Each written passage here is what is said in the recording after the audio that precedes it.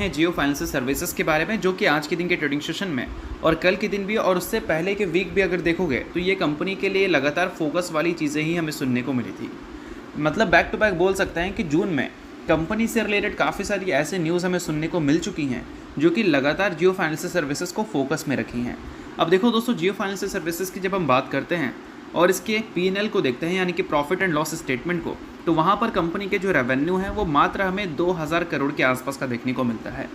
और इस कंपनी का जो टोटल मार्केट कैप है वो हमें 2 लाख करोड़ से भी ऊपर का देखने को मिलता है। तो किसी भी कंपनी का मार्केट कैप अगर 2 लाख करोड़ से भी ऊपर का है और वो कंपनी के पूरे साल का रेवेन्यू अगर सिर्फ 2000 करोड़ है, तो कहीं से भी अगर देखें तो वो कंपनी की जो वैल्यूशन है वो हमें एक्सपेंसिव ही नज़र आती है।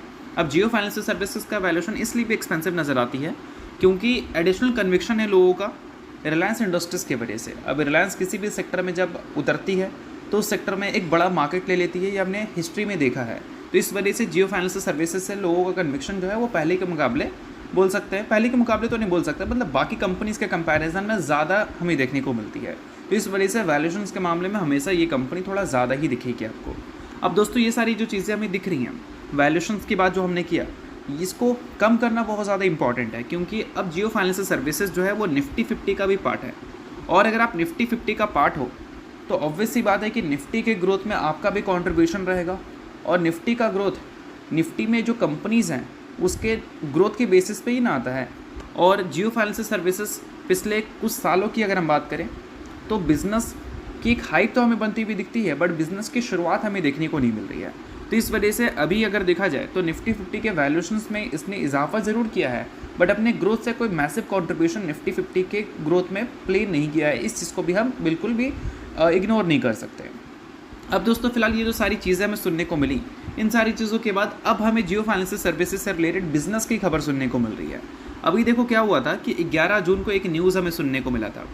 न्यूज़ क्या था दोस्तों? तो न्यूज़ यहाँ पर यह था कि जियो फाइनेंशियल सर्विसेज ने ही इन्फॉर्म किया था एक्सचेंज को कि इनकी जो जॉइंट वेंचर है जियो फाइनेंशियल सर्विसेज और ब्लैक रॉक का, जॉइंट वेंचर का नाम है Jio BlackRock investment adviser, उनको सेबी की तरफ से अप्रूवल मिल गया था एज ए इन्वेस्टमेंट एडवाइज़र काम करने का, ठीक है।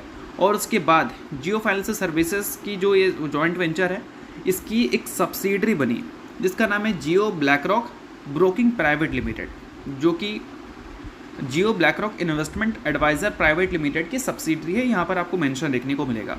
और आज के दिन हमें न्यूज़ क्या सुनने को मिल रही है? तो न्यूज़ दोस्तों ये सुनने को मिल रहा है कि सेबी ने अप्रूव कर दिया है जियो ब्लैक रॉक को as a broking stock broker काम करने का, या फिर बोल सकते हैं Jio BlackRock broking business को एज ए स्टॉक ब्रोकर काम करने के लिए सेबी का अप्रूवल मिल चुका है।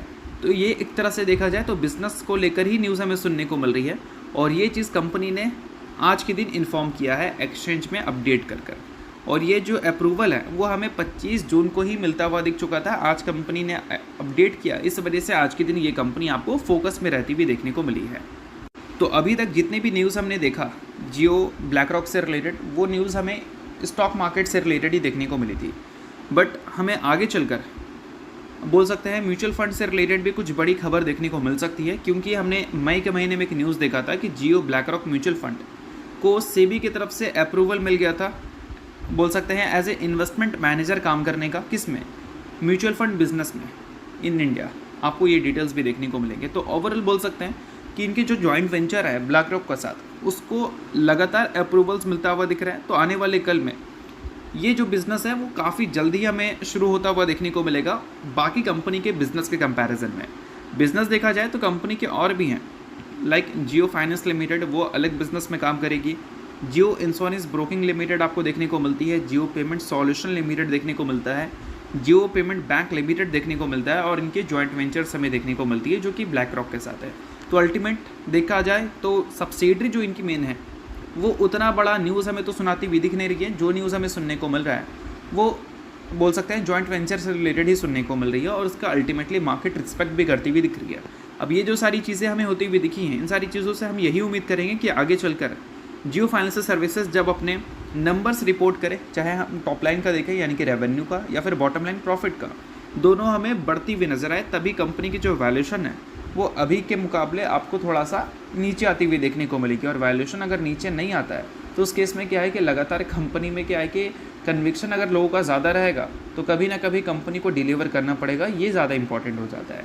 तो वैल्यूएशन और अर्निंग्स का कैसे खेल होता है वो मैंने आपको समझाने की कोशिश की है जियो फाइनेंशियल सर्विसेज के बेसिस पे।